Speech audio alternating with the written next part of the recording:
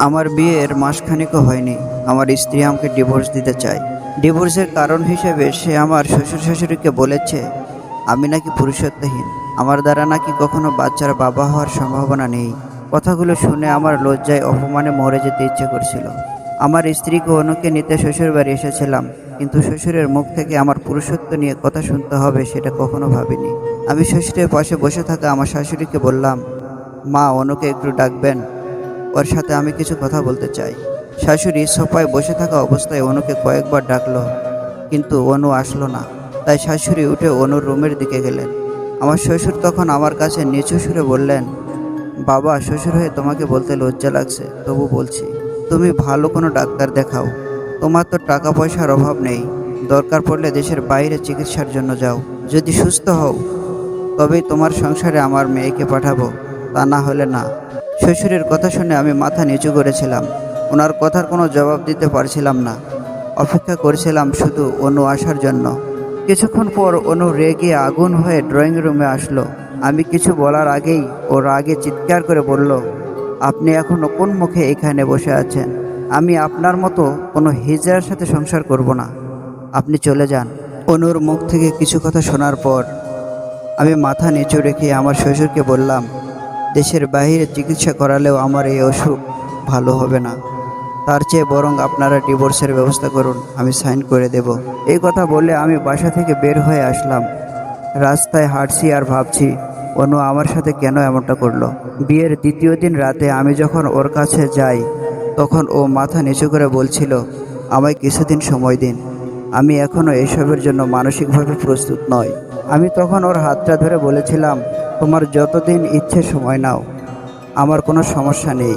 সেদিনের পর থেকে আমি কখনো অনুকে স্পর্শ করিনি।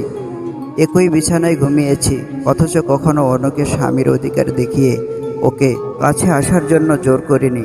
অথচ আজ কিনা ও আমার পুরুষত্ব নিয়ে প্রশ্ন তুলল।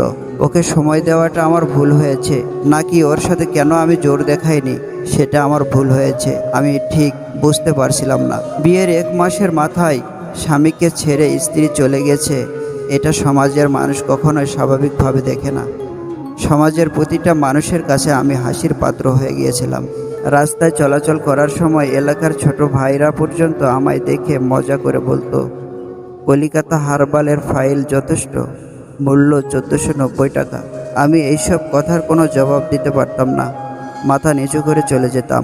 এমনকি আমার নিজের মা পর্যন্ত আমায় বলেছে, বাবা, তুই কোনো ভালো ডাক্তার কিংবা কবিরাজ দেখা, তুই আমার একমাত্র ছেলে, আমি চাই না তোর জীবনটা এভাবে নষ্ট হয়ে যাক। আমি আমার মায়ের কথাগুলো শুধু নীরবেই শুনলাম। এখন আমি আমার মাকে কিভাবে বলি, মা, আমার কোনো সমস্যা নেই, সমস্যাটা মেয়ের ছিল, সে আমায় সুযোগ নিয়ে আমায় ধোঁকা দিয়েছে।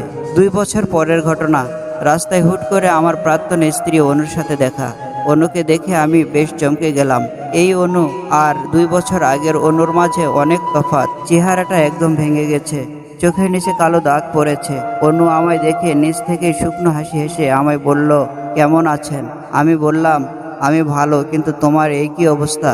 অনু মাথা নিচু করে বলল, আমি আপনার উপর করা অন্যায়ের শাস্তি পাচ্ছি, এই শাস্তিটা আমায় সারা জীবন ভোগ করতে হবে। আমি অবাক হয়ে বললাম, মানে?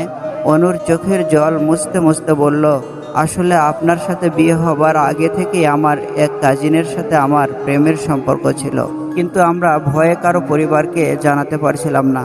যেহেতু আমরা মামাতো ভাই বোন, সেহেতু এটা কেউ মেনে নেবে না। তাই আমরা দুজনে মিলে প্ল্যান করলাম, আমি বাবার পছন্দের ছেলেকে বিয়ে করব, আর বিয়ের মাসখানেক পরেই বাবা মাকে বলবো ছেলের মাঝে শারীরিক সমস্যা আছে, ও পুরুষত্বহীন। বিষয়টা যেহেতু খুব সেনসিটিভ, তাই বাবা মা এটা নিয়ে বেশি ঘাটাঘাটি করবে না, সহজেই ডিভোর্স হয়ে যাবে। ডিভোর্সি মেয়েকে কেউ বিয়ে করতে চাইবে না, তখন আমার কাজিন আমাকে বিয়ের কথা বলবে, আর বাবা মা আপত্তি করবে না। আমি তখন বললাম, তাহলে এখন কি কোনো সমস্যা হয়েছে? অনু বলল, আপনার পুরুষত্বহীন অপবাদ দিয়ে আমি আমার কাজিন আরিফকে বিয়ে করি। সে আমার পুরুষত্ব প্রমাণ করার জন্য প্রতিদিন রাতে আমার উপর নির্যাতন চালায়। তরকারিতে লবণ বেশি হলে আমার গালে থাপ্পড় মেরে তার পুরুষত্ব প্রকাশ করে। জামা কাপড় সময় মতো না ধুলে আমার চুলের মুঠি ধরে পুরুষত্ব প্রকাশ করে। আর কিছু হলেই আমার চরিত্র নিয়ে নোংরা নোংরা কথা বলে, আমি নাকি 1 নম্বরের ধোঁকাবাজ, অথচ আমি ওকে পাবার জন্যই সব করেছি। আমার প্রাক্তন স্ত্রীর কথা শুনে আমি একটা দীর্ঘশ্বাস ছেড়ে বললাম, নিজের স্ত্রীর গায়ে হাত তুলে যদি কেউ পুরুষত্ব প্রকাশ করতে চায় তাহলে সে পুরুষত্ব না, কাপুরুষ। তোমার প্রতি আমার অনেক রাগ আর ঘৃণা ছিল, আজকের পর আর কিছুই নেই। তুমি আমায় যতখানি কষ্ট দিয়েছ তার চেয়ে বেশি পাচ্ছ, তাই শুধু শুধু তোমার প্রতি রাগ পুষে রেখে লাভ নেই। এই কথা বলে আমি চলে গেলাম আর ভাবতে লাগলাম, উপরওয়ালা ছাড় দেন কিন্তু ছেড়ে দেন না। আজ তোমার প্রতি যদি কেউ অন্যায় করে তবে সে কাল নয়তো পরশু সেই অন্যায়ের শাস্তি পাবে। গল্পটি লিখেছেন এম আকাশ চৌধুরী।